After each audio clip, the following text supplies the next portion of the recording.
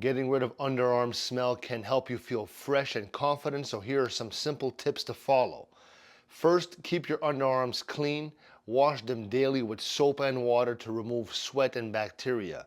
Make sure to dry them thoroughly afterward. Next, consider using deodorant. Deodorants help mask the odor, while antiperspirants reduce sweating. So choose the one that works best for you and apply it after showering. All right.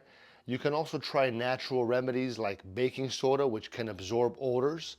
You can mix a little with water to create a paste and apply it to your underarms. Another option is apple cider vinegar, which can help kill odor causing bacteria. All right.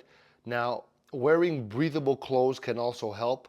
Choose fabrics like cotton that allows air to flow, keeping you cooler and drier.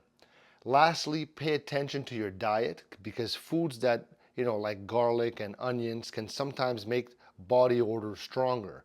Eating a balanced diet with plenty of fruits and vegetables can help you smell fresher.